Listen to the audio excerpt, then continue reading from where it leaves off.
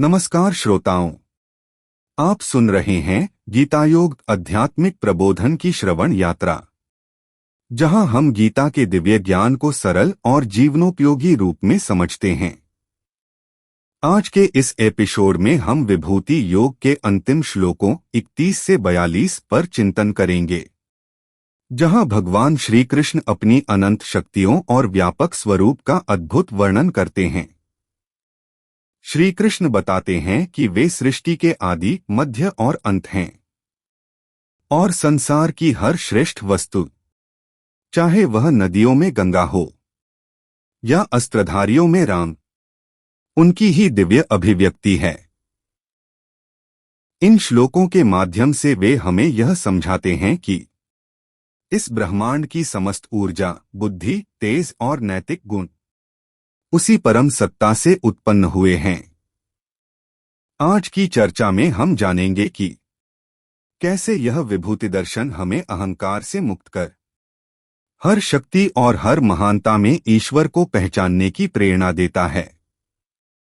तो आइए इस अंतिम चरण की आध्यात्मिक यात्रा में प्रवेश करें और अनुभव करें ईश्वर की असीम महिमा का विस्तार।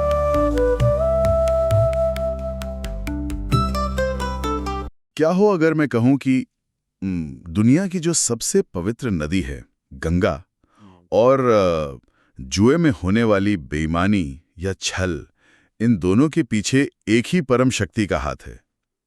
सुनने में तो ये बहुत ही अटपटा लगता है। बिल्कुल अटपटा लगता है। मतलब हम इंसानों की फितरत ही ऐसी है ना, हम चीजों को अच्छे और बुरे के खानों में बांटने के इतने आदी हो चुके हैं कि ये विचार ही हमारे पूरे नजरिए को हिला देता है। हाँ, क्योंकि हमारी सोच पूरी तरह से द्वैत पर, यानी सही और गलत के फर्क पर टिकी होती है। सही बात है।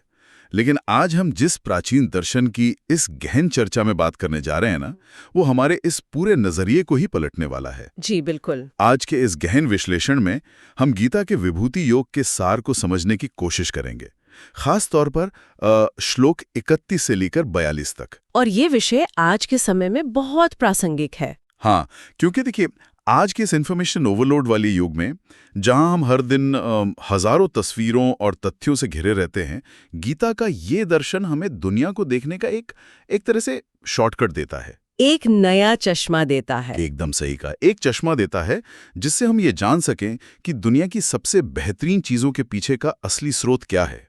तो चलिए इसे थोड़ा विस्तार से समझते हैं। तो इस पूरी चर्चा का जो मुख्य विषय है ना, वो बहुत ही क्रमबद्ध तरीके से आगे बढ़ता है। मतलब हम इसे विस्तार से मूल की ओर जाने की यात्रा कह सकते हैं। विस्तार से मूल की ओर। अच्छा। हाँ। क्योंकि आज हम केवल भौतिक दुनिया की चीजों जैसे कि नदियों और ऋतुओं पर ही बात नहीं करेंगे। हमारी चर्चा धीरे धीरे इंसान के भीतर की जटिलताओं, भाषा के नियमों और कुछ बहुत ही अमूर्त धारणाओं तक जाएगी। अमूर्त धारणाएं मतलब? जैसे कि मृत्यु, समय और अंततः परम ज्ञान। ये कोई धार्मिक सूची नहीं है जिसे बस रट लेना है। हाँ, वो अक्सर लोग समझ लेते हैं कि बस एक लिस्ट दे दी गई है। बिल्कुल ऐसा नहीं है। ये ब्रह्मांड को और खुद को समझने का एक बहुत ही विश्लेषणात्मक और गहरा तरीका है। तो शुरुआत हम उन चीजों से करते हैं जिन्हें हम अपनी आंखों से देख सकते हैं ना जी, जिन्हें हम महसूस कर सकते हैं, यानी हमारी भौतिक प्रकृति। जी। गीता के इन श्लोकों में प्रकृति की श्रेष्ठता के कई उदाहरण दिए गए हैं, जैसे पवित्र करने वालों में वायु यानी पवन, शस्त्रधारियों में राम, हाँ, और जलचरों में मगरमच्छ जिसे मकर कहा गया है, नदियों में गंडा, और इसी तरह महीनों में मार्गशीर्ष यानी अगहन के महीने का जिक्र है, और ऋतुओं में वसंत का। बिल्कुल। इन श्लोकों को पढ़ते हुए मेरे दिमाग में ना एक उपमा आई थी। मैं सोच रहा था कि सोचिए हम किसी बहुत ही महान चित्रकार की पेंटिंग देख रहे हैं। अच्छा, एक पेंटिंग। हाँ, उस पेंटिंग में अनगिनत चीजें बनी हुई हैं, लेकिन उस चित्र के जो सबसे जीवंत और खूबसूरत हिस्से हैं, जैसे वसंत ऋतु में खिले हुए फूल हो गए या बहती हुई गंगा की निर्मलता हो गई, वो उस चित्रकार का असली सिग्नेचर है। क्या बात है। जहां उसकी कला अपने एकदम चरम पर है। मतलब वो अपने होने का एहसास दिला रहा है वहां। आपकी ये उपमा बहुत ही सटीक है। और देखिए, यहाँ सबसे दिलचस्प बात यह है कि इस दर्शन में ईश्वर को केवल इन चीजों का निर्माता या बाहर बैठा कोई मैकेनिक नहीं बताया गया है। हाँ, आमतौर पर तो हम यही सोचते हैं ना कि बनाने वाला अलग है और बनी हुई वस्तु अलग है। बिल्कुल, जैसे कुम्हार अलग है और उसका बनाया घड़ा अलग है। सही बात है। लेकिन इन श्लोकों का नजरिया एकदम अलग है। यहाँ ये बताया जा रहा है कि वो परम स्रोत स्वयं इन श्रेणियों का सर्वोच्च शिखर है। मतलब वो खुद ही वो चीज है। हाँ, जब कहा जाता है कि नदियों में मैं गंगा हूँ या ऋतुओं में मैं वसंत हूँ, तो इसका अर्थ है कि उस पूरी श्रेणी की जो चरम अवस्था है ना, जो उसकी सबसे बेहतरीन अभिव्यक्ति है, वो स्वयं वही ऊर्जा है। ओह, ये दृष्टिकोण इस पूरी सृष्टि को देखने का नजरिया ही बदल कर रख देता है। ये तो सच में बहुत गहरा है। लेकिन एक मिनट, क्या ये सिर्फ सुंदरता या पवित्रता तक ही सीमित है? आपका इशारा किस तरफ है? क्योंकि यहाँ जलचरों में मगरमच्छ का भी जिक्र किया गया है। अब मगरमच्छ तो अपनी आक्रामकता और खूंखार स्वभाव के लिए जाना जाता है ना, उसमें तो कोई कोमलता नहीं है। हाँ, ये बहुत अच्छा पॉइंट है। तो क्या वो आक्रामकता या हिंसक शक्ति भी उसी ऊर्जा का रूप है? बिल्कुल है। देखिए, मगरमच्छ अपने परिवेश में यानी पानी के भीतर पूरी तरह से अजेय होता है। हाँ, पानी में तो उसका कोई मुकाबला नहीं। तो वो उस श्रेणी की चरम शक्ति का प्रतीक है। शक्ति चाहे सौम्य हो जैसे वसंत की हवा, या फिर प्रचंड हो जैसे एक मगरमच्छ, अगर वो अपने चरम पर है तो वो उस परम स्रोत की ही अभिव्यक्ति है। मतलब बात चरम पर होने की है, चाहे वो कुछ भी हो। जी, और सिर्फ भौतिक प्रकृति ही नहीं, ज्ञान के स्तर पर भी जो सबसे शुद्ध और शक्तिशाली है, वो उसी एक स्रोत से आ रहा है। जैसे वेदों में सामवेद को और छंदों में गायत्री को परम बताया गया है। अच्छा, प्रकृति की भव्यता या शक्ति में उस परम शक्ति को देखना तो फिर की थोड़ा आसान लगता है, क्योंकि वो चीजें वैसे ही बहुत विशाल होती हैं। बिल्कुल। लेकिन क्या ये नियम इंसानों के दिमाग की बनाई हुई चीजों पर भी लागू होता है? जैसे हमारी भाषा, हमारे व्याकरण के नियम, या यहाँ तक कि हमारे बहस करने के तरीके? क्योंकि इन श्लोकों में एक जगह मुझे थोड़ा रुकना पड़ा था। अच्छा, कौन सा श्लोक? इसमें आ गया है कि विद्याओं में वो अध्यात्म विद्या है, यानी आत्मज्ञान। हाँ, ये तो स्पष्ट है। यहां तक तो बात एकदम समझ में आती है, लेकिन आगे कहा गया है कि तार्किकों में वो वाद है, अक्षरों में अ है और व्याकरण में द्वंद्व समास है। जी, मुझे ये सच में थोड़ा अटपटा लगा। मतलब परम सत्य का व्याकरण के नियमों या तर्क और बहस से क्या लेना देना हो सकता है? ये सुनने में अजीब जरूर लग सकता है, लेकिन अगर हम इसके विज्ञान और दर्शन में गहराई से जाएं ना, तो ये बहुत ही तार्किक है। मैं बताती हूँ कैसे। हाँ, प्लीज समझाइए। सबसे पहले अक्षरों में अ की बात करते हैं। भाषा विज्ञान के नजरिए से देखें तो अ ध्वनि सभी ध्वनियों का मूल आधार है। मतलब सारे वोवेल्स का बेस। हाँ, जब आप बिना अपनी जीभ या होंठ का इस्तेमाल किए सिर्फ अपना मुंह खोलकर कंठ से कोई भी ध्वनि निकालते हैं ना, तो सबसे पहले अ ही निकलता है। हाँ, बात तो सही है। ये पहली अघोषित ध्वनि है। इसके बिना आप किसी भी व्यंजन का उच्चारण कर ही नहीं सकते। जैसे क बोलना हो तो वो असल में आधा क और अ से मिलकर बनता है। अच्छा। इसलिए जो हर शब्द का, हर भाषा का मूल आधार है, वो ईश्वरीय है। ये तो भाषा विज्ञान का बहुत ही तकनीकी लेकिन एकदम सॉलिड पॉइंट है। अ के बिना सच में कोई शब्द पूरा नहीं होता। बिल्कुल। और वो जो व्याकरण के द्वंद्व समास वाली बात थी, उसका क्या मतलब है? द्वंद्व समास व्याकरण का वह नियम है जहां दो विपरीत या अलग-अलग शब्द बिल्कुल समान महत्व के साथ जुड़ते हैं। जैसे माता पिता। एकदम सही, माता पिता, सुख दुख या दिन रात। इस समास में कोई भी एक पद दूसरे से छोटा या बड़ा नहीं होता। दोनों बराबर होते हैं। हाँ, ये इस बात का प्रतीक है कि जीवन के जो विरोधाभास हैं, वे जब एक साथ संतुलित होते हैं तभी ये दुनिया चलती है। परम सत्ता किसी एक पक्ष में नहीं है, बल्कि उस संतुलन में है। ये तो बहुत खूबसूरती से समझाया आपने। लेकिन तर्क और बहस को ईश्वरीय कहना, इसमें क्या खटक रहा है आपको? आजकल हम टीवी पर या सोशल मीडिया पर जो बहसें देखते हैं, उसमें तो कोई दिव्यता नजर नहीं आती। सब एक दूसरे पर बस चिल्ला रहे होते हैं। फिर वाद को इतना ऊंचा दर्जा क्यों दिया गया है? क्योंकि आज जिसे हम बहस कहते हैं ना, वो वाद है ही नहीं। अच्छा, तो वो क्या है? प्राचीन भारतीय दर्शन में संवाद या डिबेट के 3 स्तर माने जाते थे: जल्प, वितंडा और वाद। जल्प, वितंडा और वाद। जी, जल्प का उद्देश्य सिर्फ येन केन प्रकारेण अपनी बात मनवाना होता है, मतलब बस जीतना है। जो कि आजकल हर जगह होता है। बिल्कुल।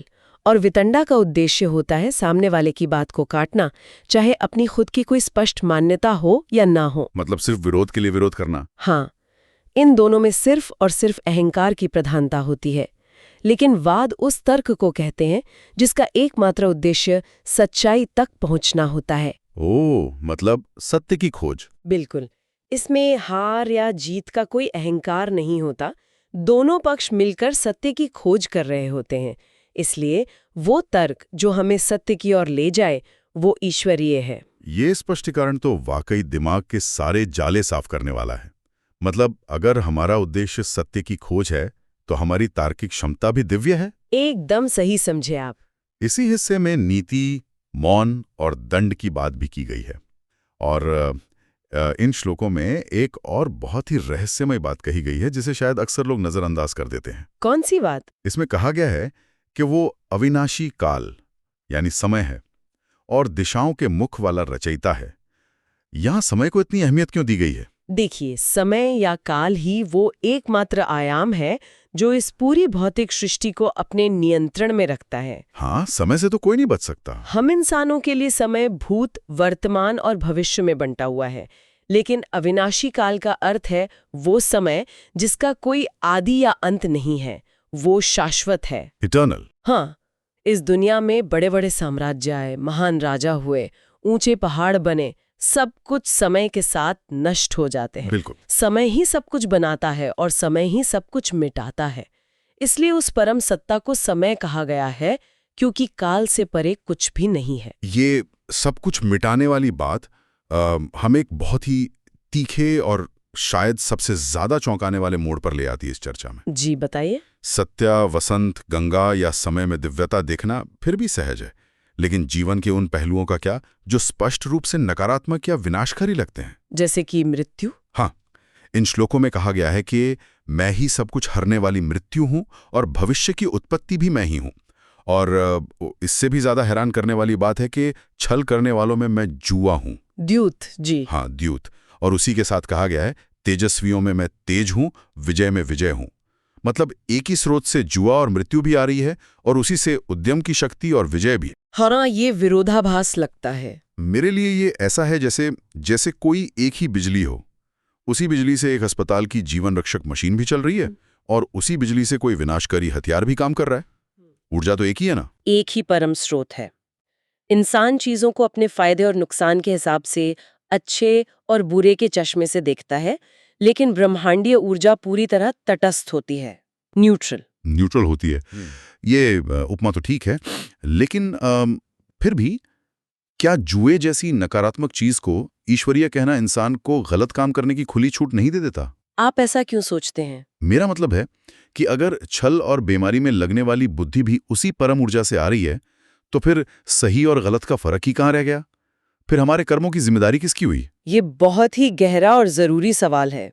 देखिए, यहाँ जुए को सही या नैतिक बिल्कुल नहीं ठहराया जा रहा है। अच्छा। यह बात हो रही है क्षमता या गुण की। आप खुद सोचिए, जुए या छल में किस चीज की सबसे ज्यादा आवश्यकता होती है? शायद चालाकी, चरम एकाग्रता, सामने वाले के मन को पढ़ने की क्षमता, जोखिम उठाने का साहस और एक कुशाग्र बुद्धि। हाँ, ये सब तो चाहिए। ये जो बुनियादी क्षमताएं हैं ना, जो ये ऊर्जा है, वो ऊर्जा ईश्वरीय है।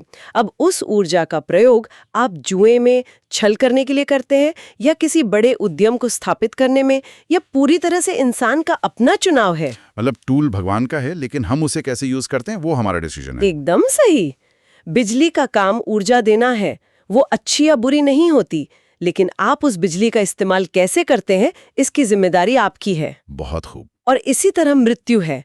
हम मृत्यु को सबसे बड़ा अभिशाप मानते हैं, लेकिन मृत्यु के बिना नई उत्पत्ति संभव ही नहीं है। Cycle of life. बिल्कुल। अगर पुरानी पत्तियां नहीं गिरेंगी तो नई कैसे आएंगी? इसलिए मृत्यु और उत्पत्ति दोनों को एक ही सिक्के के दो पहलू बताया गया है। ये नजरिया तो चीजों को देखने का पूरा दायरा ही बदल के रख देता है। अब इसी श्लोक में एक और बहुत ही खूबसूरत बात कही गई है। जी। इसमें स्त्रियों यानी स्त्रीत्व के 7 गुणों का उल्लेख किया गया है। कीर्ति, लक्ष्मी यानी समृद्धि, वाणी, स्मृति, बुद्धि, धैर्य और क्षमा। हाँ, इन सातों को ईश्वरीय विभूति बताया गया है। लेकिन मेरा सवाल यह है कि इन 7 को ही क्यों चुना गया? क्योंकि ये 7 गुण किसी भी सभ्यता और समाज को भीतर से मजबूत और सुंदर बनाने वाले स्तंभ हैं। इसे थोड़ा गहराई से समझिए। जी बताइए। स्मृति यानी इतिहास और अपने अनुभवों को याद रखना। अगर समाज में अच्छी स्मृति होगी तो वो अपनी गलतियां नहीं दोहराएगा। बिल्कुल। ती है तो समाज बदले की भावना से बाहर निकलकर आगे बढ़ता है। धैर्य हमें मुश्किल वक्त में बिखरने से रोकता है। बुद्धि सही निर्णय लेने की क्षमता देती है। और मधुरवाणी? मधुरवाणी लोगों को आपस में जोड़ती है। जब ये सब गुण मिलते हैं ना, तो लक्ष्मी यानी समृद्धि और कीर्ति यानी यश खुद ब खुद आ जाते हैं। वाह, ये तो पूरा एक इकोसिस्टम है। हाँ, दर्शन में इन गुणों को स्त्रीत्व या मातृशक्ति के साथ जोड़ा गया है, क्योंकि समाज का असल पोषण और निर्माण इन्हीं गुणों से होता है। यह इस बात का बहुत बड़ा संकेत है कि परम शक्ति न केवल संहारक या कठोर नियमों में है, बल्कि जीवन को कोमलता और परिपक्वता देने वाले इन गहरे गुणों में भी बसती है। क्या बात है। मतलब हमने ब्रह्मांडीय प्रकृति, भाषा के निर्माण, मृत्यु की अनिवार्यता और स्त्रीत्व के दिव्य गुणों की बात की। जी। अब अगर हम इसे थोड़ा व्यक्तिगत स्तर पर लाएं, हमारी चर्चा के अगले हिस्से में ये समझाया गया है कि ये सब ज्ञान हमारे अपने जीवन और हमारे अहंकार पर कैसे लागू होता है। ये हिस्सा बहुत महत्वपूर्ण है। हाँ, गीता के श्लोक 37, 39, 40 और 41 हमें सीधे आईना दिखाते हैं। भगवान श्री कृष्ण अपने सामने खड़े अर्जुन से कहते हैं कि वृष्णियों में मैं वासुदेव हूँ, पांडवों में अर्जुन हूँ, मुनियों में व्यास हूँ और कवियों में शुक्राचार्य हूँ। जी। मुझे तो ये सोचकर ही अजीब लग रहा है कि कृष्ण अर्जुन से कह रहे हैं कि पांडवों में अर्जुन मैं हूँ। अर्जुन के लिए उस वक्त ये सुनना कैसा रहा होगा? आप खुद सोचिए। अपनी ही पहचान, अपनी ही महानता को ऐसे किसी और में विलीन होते देखना। अगर हम अर्जुन की जगह खुद को रखकर सोचे ना, तो ये किसी भी इंसान के लिए एक बहुत बड़ा झटका भी होगा और एक बहुत बड़ा आहा मोमेंट भी होगा। झटका कैसे? क्योंकि इंसान अपनी छोटी छोटी सफलताओं पर, अपनी बुद्धिमानी पर कितना गर्व करता है। अर्जुन उस युग के सबसे महान धनुर्धर थे। ये मैंने किया, मैं सर्वश्रेष्ठ हूँ, ये अहंकार हर सफल व्यक्ति के भीतर कहीं ना कहीं तो होता ही है। हाँ, वो तो ह्यूमन नेचर है। लेकिन जब अर्जुन सुनते हैं कि उनकी ये महानता उनकी अपनी है ही नहीं, बल्कि उस परम शक्ति की है, तो अहंकार के लिए बचने की कोई जगह ही नहीं रह जाती। यानी अर्जुन की सफलता उनकी खुद की अर्जित की हुई अमानत नहीं है। इसे ऐसे समझिए, ये ऐसा है जैसे आप दिन के उजाले में एक मोमबत्ती जलाएं। हाँ। और सोचें कि आसपास की सारी रोशनी उस मोमबत्ती की है, जबकि असल में वो रोशनी सूरज की है। एकदम सही। अर्जुन की महानता वो मोमबत्ती थी। हाँ। और कृष्ण उसे सूरज दिखा रहे थे। श्लोक 41 में इसी बात को बहुत स्पष्ट रूप से कहा गया है कि संसार में जो कुछ भी ऐश्वर्ययुक्त, शक्तियुक्त या महान है, वो केवल उस परम शक्ति के तेज का एक अंश मात्र है। बस एक अंश, मतलब एक स्पॉक। ये बात तो सीधे हमारे अहंकार पर चोट करती है। बिल्कुल करती है। जब इंसान ये गहराई से समझ जाता है कि उसकी महानता, उसकी शक्ति या उसका ज्ञान पूरी तरह से उसका अपना नहीं है, बल्कि केवल उस अनंत स्रोत की एक छोटी सी चिंगारी भर है, तो अहंकार की जगह खुद ब खुद विनम्रता ले लेती है। हम्बलनेस आ जाती है। हाँ, आप अपनी क्षमताओं का जश्न मनाइए, उनका पूरा उपयोग कीजिए, लेकिन इस बात की जागरूकता के साथ कि ये ऊर्जा आपको ब्रह्मांड से उधार मिली है। क्या बात है। इन श्लोकों में ये भी कहा गया है कि वो सभी प्राणियों का बीज है।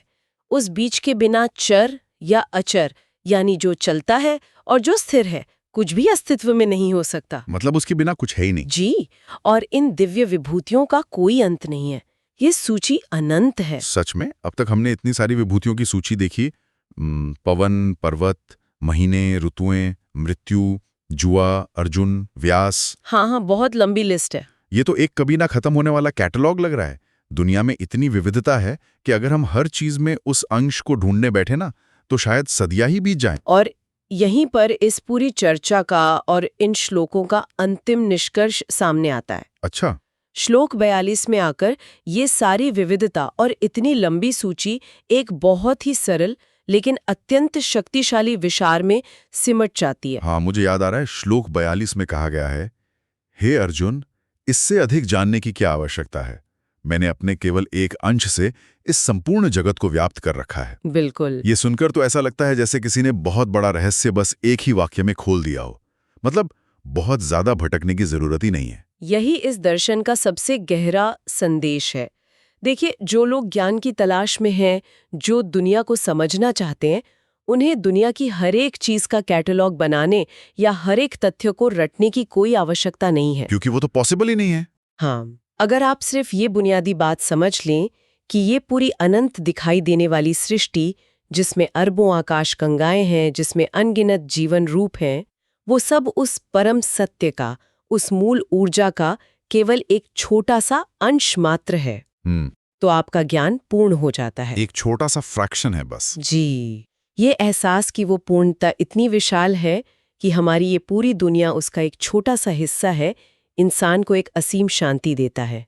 आपको सब कुछ जानने की जरूरत नहीं है, बस उस एक स्रोत को पहचानने की जरूरत है। ये वाकई एक बहुत ही शानदार विचार है। इस पूरे गहन विश्लेषण में हमने सच में एक बहुत ही अद्भुत यात्रा तय की है। बिल्कुल। हमने शुरुआत की थी भौतिक दुनिया की उन चीजों से जिन्हें हम देख सकते हैं, जैसे बहती हुई गंगा की पवित्रता और वसंत ऋतु की ताजी हवा। फिर हम इंसान की भाषा के मूल तक गए, जहां हमने अ अक्षर के विज्ञान को समझा। हाँ, और वाद यानी सत्य की खोज वाले तर्क को भी समझा।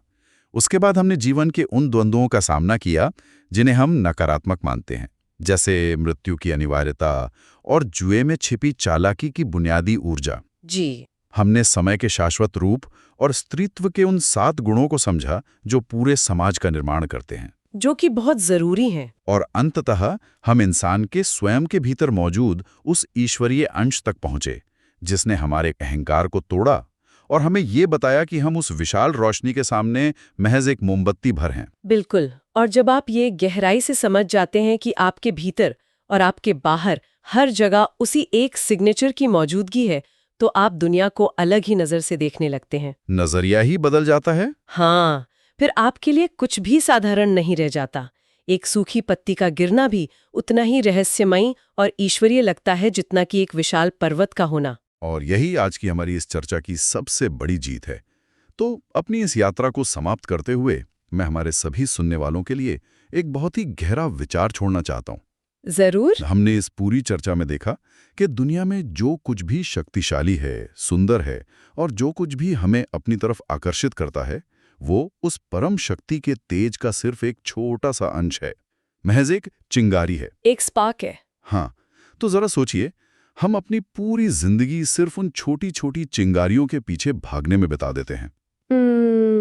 ये तो सोचने वाली बात है। हम थोड़ी सी शक्ति, थोड़ी सी दौलत या थोड़ी सी सुंदरता के पीछे दीवानों की तरह भागते रहते हैं। क्या होगा अगर हम सिर्फ इन छोटी छोटी चिंगारियों को बटोरने की जिद छोड़कर उस असली आग यानी उस मूल स्रोत की तलाश शुरू कर दें? बहुत ही सुंदर विचार है यह। इस विचार के साथ कुछ समय बिताइए। खुद से पूछिए कि आप किसके पीछे भाग रहे हैं, उस चिंगारी के या उस परम प्रकाश के। इस गहन विचार के साथ हम आज की अपनी इस यात्रा को यहीं विराम देते हैं। सीखते रहिए और चीजों की गहराई में उतरते रहिए।